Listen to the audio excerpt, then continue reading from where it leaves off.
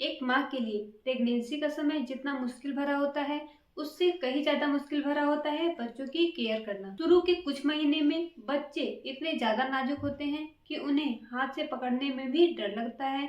ऐसे में उन्हें ब्रेस्ट फीडिंग कराना, उनकी मालिश करना या उन्हें नहलाना एक नई माँ के लिए काफी मुश्किल भरा होता है। इनमें से सबसे ज्यादा मुश्किल भरा काम है बच्चों को नहलाना। आपको यह सुनकर थोड़ा आश्चर्य होगा, लेकिन न्यूबॉर्न बेबी को रोजाना नहलाने की जरूरत नहीं होती है। यह बच्चे को फायदे की जगह नुकसान पहुंचा सकता है। ऐसा इसलिए होता है क्योंकि जन्म के कुछ महीने तक बच्चे की स्किन विकसित होती रहती है। ऐसे में बच्चे की स्किन हमारी तुलना में काफी ज्यादा सॉफ्ट और सेंसिटिव होती है, और अगर आप बच्चे को ऐसे में रोजाना नहलाते हैं तो इससे बच्चे की स्किन ड्राई हो सकती है। तो चलिए आज हम बात करेंगे कि बच्चों को कैसे नहलाना चाहिए और बच्चों को नहलाते समय किन किन बातों का ध्यान रखना चाहिए। बच्चे को नहलाने का समय आप और आपके बच्चे के ऊपर डिपेंड करता है। आप बच्चे को उसी टाइम पे नहलाएं जब आपके पास पर्याप्त समय हो, जब बच्चा भूखा हो या थका हुआ हो। तब ऐसे में आपको बच्चे को बिल्कुल भी नहीं नहलाना चाहिए। इसके अलावा अगर आपका बच्चा नहाते टाइम आपको बहुत परेशान करता है तो ऐसे में आपको बेबी को तभी नहलाना चाहिए जब कोई बेबी को नहलाने में आपकी मदद करने के लिए मौजूद हो। अगर आप चाहें तो बेबी के बाथ टब को किचन बेंच में या लॉन्ड्री बेंच पर रख सकती हैं। ऐसा करने से आपको पर्याप्त जगह भी मिल जाती है और आपको बेबी को नहलाने के लिए झुकना भी नहीं पड़ता है। डॉक्टर्स के अनुसार बच्चों को हफ्ते में 2 से 3 बार ही नहलाना चाहिए, लेकिन अगर आपका बच्चा नहाना पसंद करता है तो आप उसे रोजाना नहला सकती हैं। बच्चे को नहलाने से पहले आपको ये जरूर चेक कर लेना है कि जिस रूम में आप बच्चे को नहला रही हैं वो गर्म है या नहीं। बच्चों को नहलाते समय अगर आप सोप या शैम्पू की ऐसी बॉटल यूज करते हैं कि जिसे पंप करने पर आसानी से शैम्पू बाहर निकल जाए, तो इससे आपको बच्चे को नहलाने में आसानी होगी। अब समय आ गया है बाथिंग टब में पानी भरने का। बच्चे के नहाने के पानी का टेम्परेचर 100 डिग्री फ़ारेनहाइट या 38 डिग्री सेल्सियस होना चाहिए। पानी को टब में डालने के बाद आपको एक बार पानी को जरूर चेक कर लेना है कि पानी में कोई हॉट स्पॉट तो नहीं है।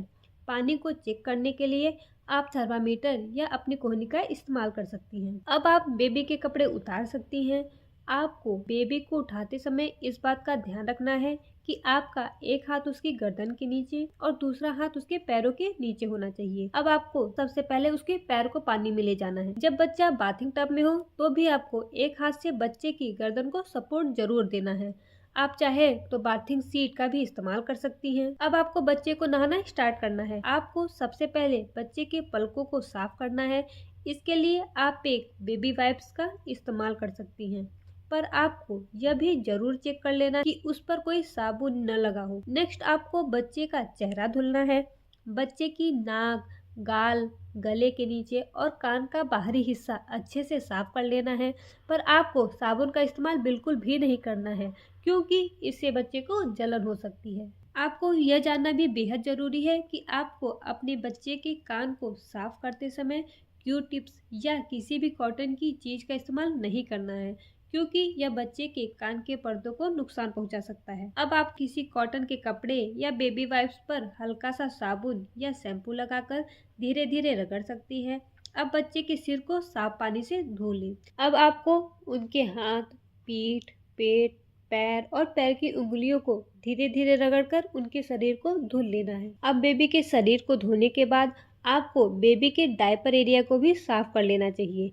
डायपर एरिया को धोने के बाद यदि आपका बेबी नहाने का आनंद ले रहा है तो आप उसे थोड़ी देर खेलने दे सकते हैं। अब आपको बच्चे को तुरंत स्वेडलिंग रैपर में लपेट देना है जिससे बच्चा थोड़ा गर्माहट महसूस करे। आपको बच्चे को पोंछते समय उसी पार्ट को बाहर निकालना है जिसे आप पोंछ रहे हो। अगर आप अपने बेबी को इस तरह से नहलाते हैं तो आपका बेबी नहाना जरूर एंजॉय करेगा, जिससे आपको भी उसे नहलाने में थोड़ा आसानी होगी। उम्मीद है कि आपको आपके सारे सवालों के जवाब मिल चुके होंगे। अगर ये वीडियो आपको अच्छा लगा हो तो इसे लाइक शेयर जरूर कीजिए और इस तरह के वीडियोस को देखने के लिए हमारे चैनल को जरूर सब्सक्राइब कीजिए।